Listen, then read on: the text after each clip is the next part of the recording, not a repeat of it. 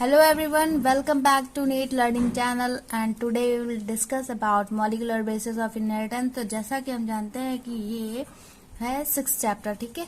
इस NCERT का जो है वो 6th चैप्टर है, ठीक है। तो इसको देख लेते हैं कि कैसे स्टार्टिंग इसकी होती है।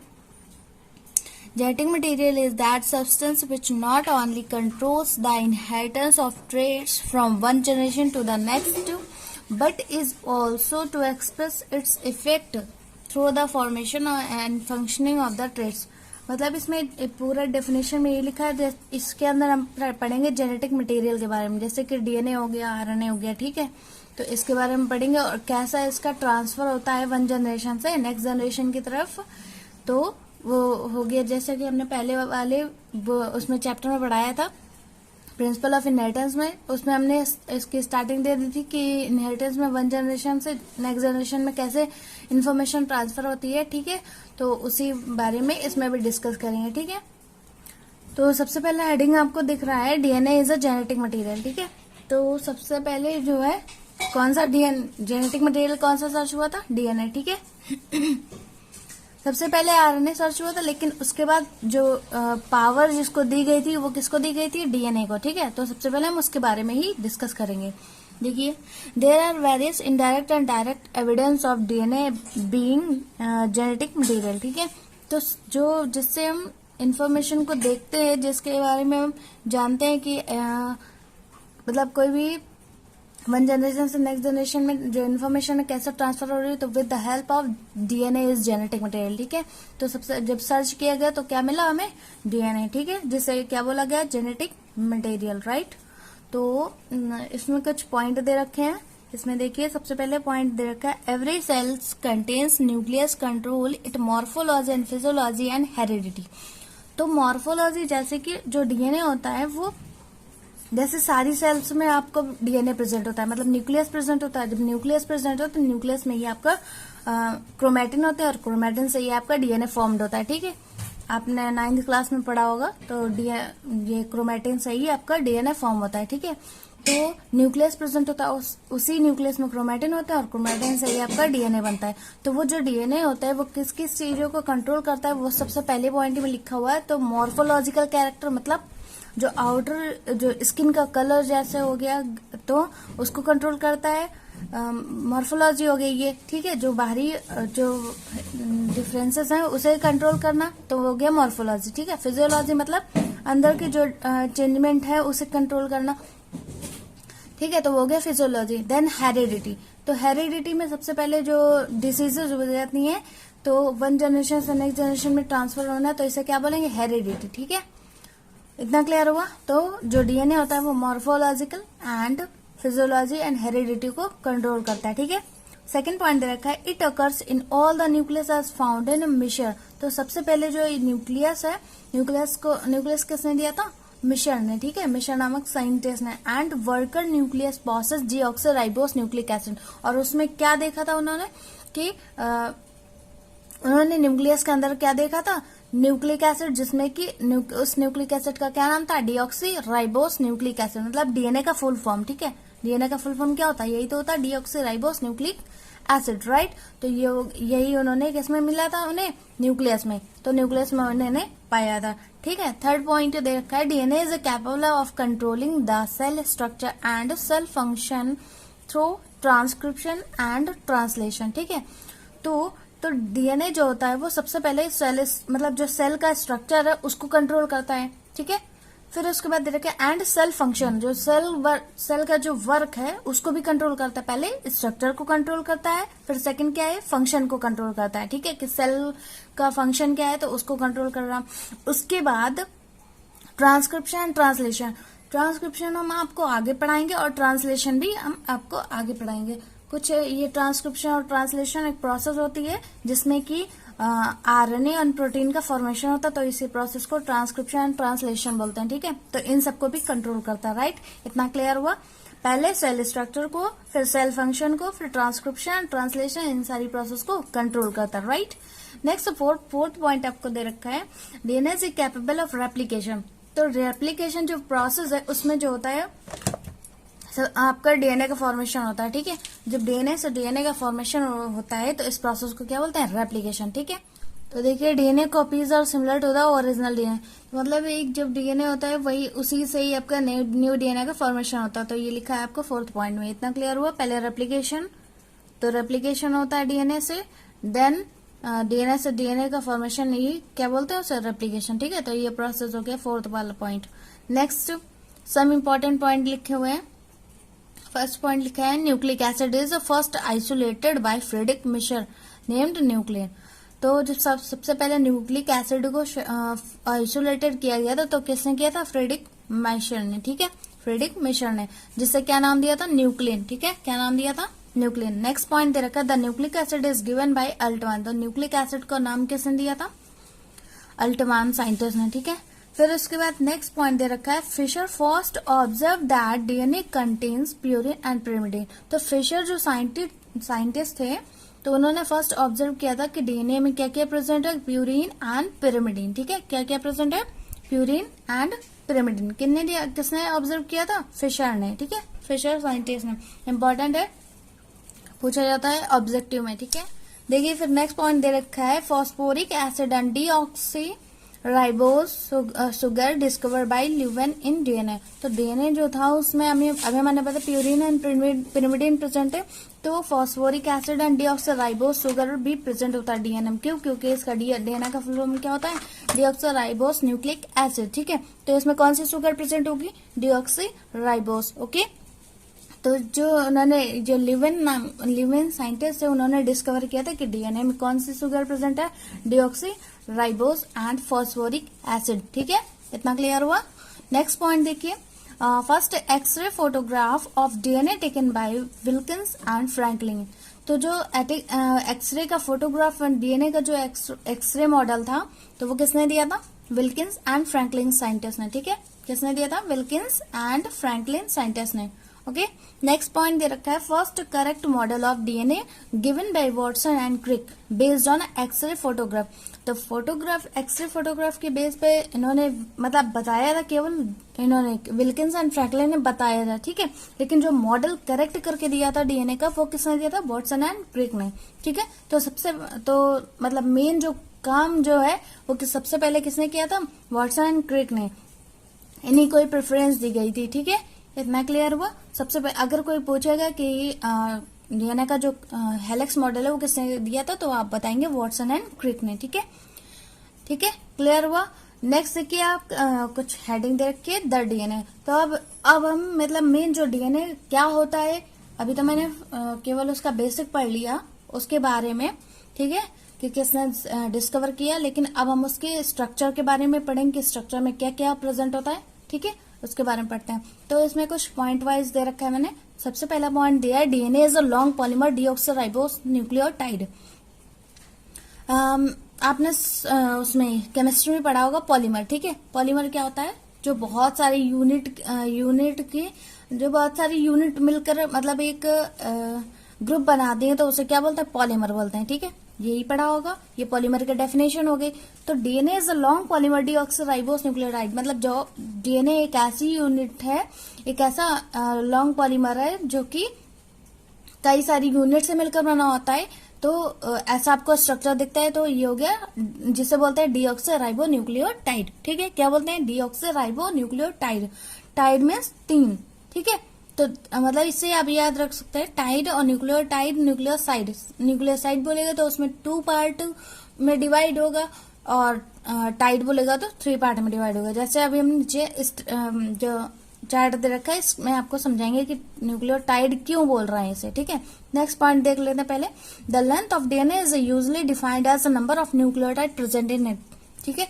तो इसकी जो लेंथ होती है वो बहुत ही मतलब वैसे लॉन्ग होती है। The length of DNA is usually defined as the number of nucleotide. तो जो उसकी लेंथ होती है वो किसके बेस पे डिफाइन की जाती है, न्यूक्लियोटाइड के बेस पे। कितने नंबर ऑफ न्यूक्लियोटाइड है उसके बेस पे डीएनए की लेंथ डिसाइड करी जाती है, ठीक है, डिफाइंड करी जाती है। नेक्स्ट देखिए स्ट्रक्चर ऑफ पॉलीन्यूक्लियोटाइड चेन। अभी मैंने बताया था पॉलीन्यूक्लियोटाइड, टाइड मीन्स मतलब 3 पार्ट में डिवाइड होगा, ठीक है। देखिए न्यूक्लियोटाइड जो हेडिंग पड़ी है, तो वो जो कितने पार्ट में, 3 पार्ट में डिवाइड है। कौन कौन से, nitrogenous base, pentose sugar, phosphate group, ठीक है, 3 पार्ट में डिवाइड है ना, nitrogenous base, pentose sugar and phosphate group. तो जो नाइट्रोजनस बेस होता है वो कितने पार्ट में डिवाइड होता है, 2 पार्ट में, ठीक है। नाइट्रोजन मतलब जो नाइट्रोजनस बेस होते हैं वो कितने पार्ट में डिवाइड होता है, 2 पार्ट में, प्यूरिन एंड पिरिमिडीन, राइट। तो जो प्यूरिन है वो consist of adenine and guanine. क्या होता है, adenine and guanine, consist of adenine guanine, मतलब इसमें 2 टाइप के प्यूरिन जो होते हैं वो 2 पार्ट में डिवाइड होते हैं। कौन कौन से, एडेनिन एंड ग्वानिन। अब देख लेते हैं पिरिमिडीन क्या होता है। Pyrimidine consist of cytosine, present DNA and RNA.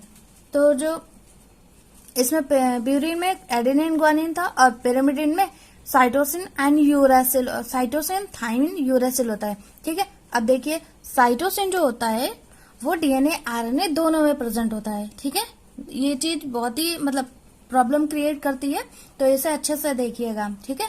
तो जो साइटोसिन होता है वो बोथ डीएनए एंड आरएनए में प्रेजेंट होता है, राइट, इतना क्लियर हुआ। लेकिन जो थाइमिन होता है वो सिर्फ और सिर्फ डीएनए में प्रेजेंट होता है, राइट। थाइमिन जो होता है मतलब साइटोसिन जो होता है वो डीएनए एंड आरएनए में प्रेजेंट होता है, और थाइमिन जो होता है वो सिर्फ और सिर्फ डीएनए में प्रेजेंट होता है। लेकिन जब आरएनए की बात आती है तो वहां पर थाइमिन की जगह क्या यूज हो जाता है, यूरेसिल, ठीक है। पॉइंट में दे रखा है thymine is a DNA, thymine in DNA और uracil in RNA at the place of thymine. मतलब थाइमिन की जगह जब आरएनए की बात आती है तो वहां पर थाइमिन की जगह क्या यूज हो जाता है, यूरेसिल, इतना क्लियर हुआ, ठीक है। नेक्स्ट पॉइंट, नेक्स्ट हेडिंग दे रखी है सम बॉन्ड प्रेजेंट इन डीएनए। तो जो डीएनए को बाइंड करके रखता है तो वो कुछ बॉन्ड होते हैं, 3 टाइप के बॉन्ड होते हैं, glycosidic bond, hydrogen bond and phosphodiester bond. क्या क्या होते हैं, glycosidic bond, hydrogen bond and phosphodiester bond.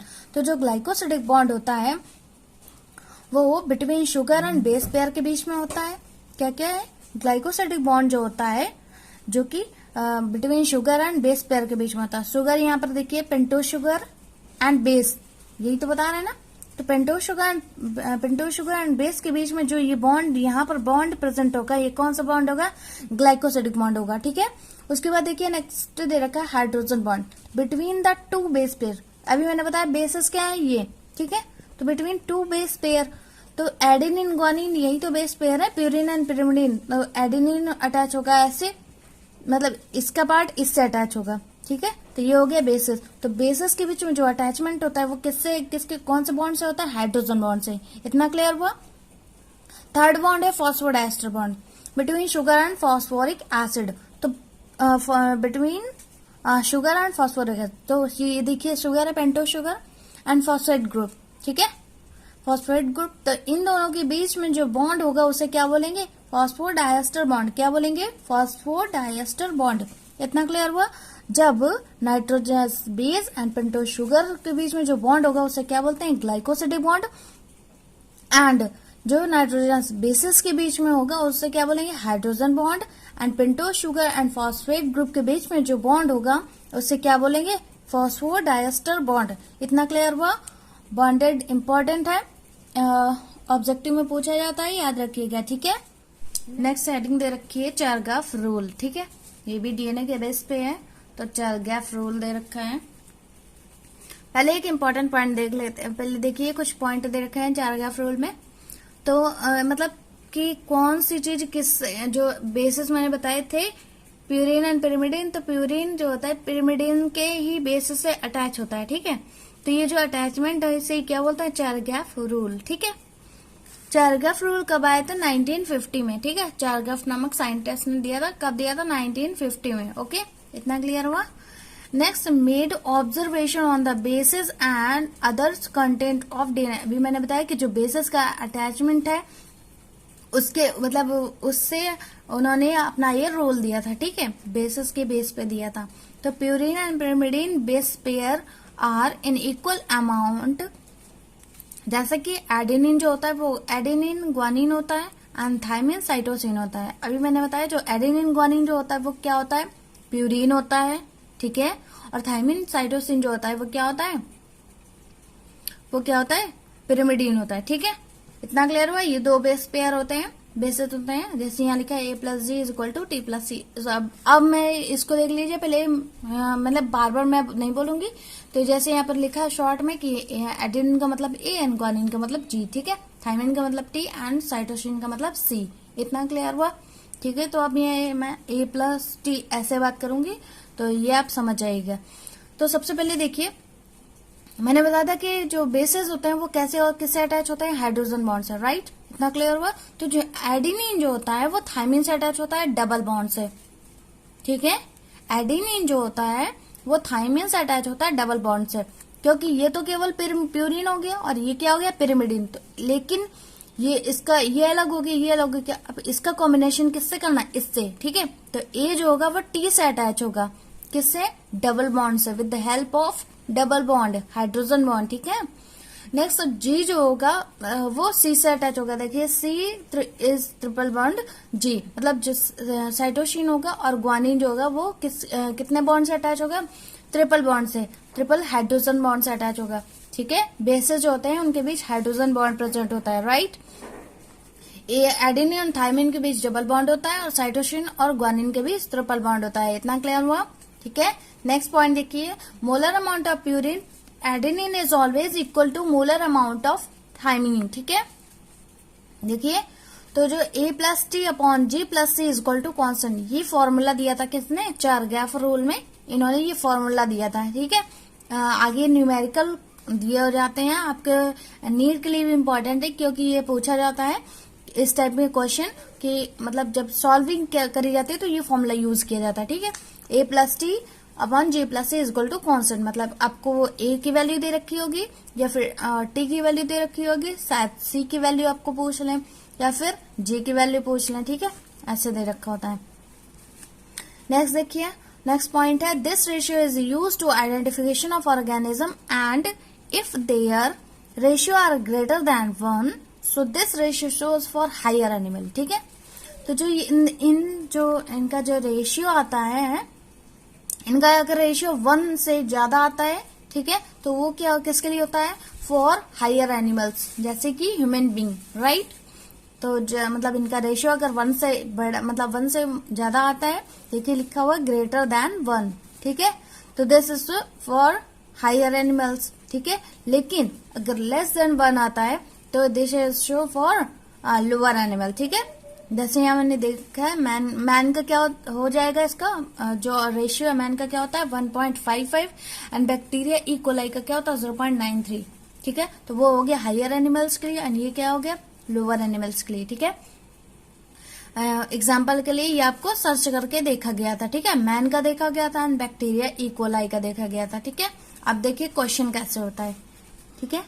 तो सबसे पहला क्वेश्चन दे रखा है आपको, a इज इक्वल टू 20% दे रखा है और c बिल्कुल भी, मतलब c को निकालना है एंड t 20 है एंड g भी आपका 30% है, ठीक है। इतनी वैल्यू दे रखी है, आपको c निकालना है। फॉर्मूला यूज होगा a plus T upon G plus C, ठीक है। a की वैल्यू दे रखी है आपको 20% एंड t की वैल्यू दे रखी है, फिर g की वैल्यू दे रखी है, c की वैल्यू नहीं दे रखी है।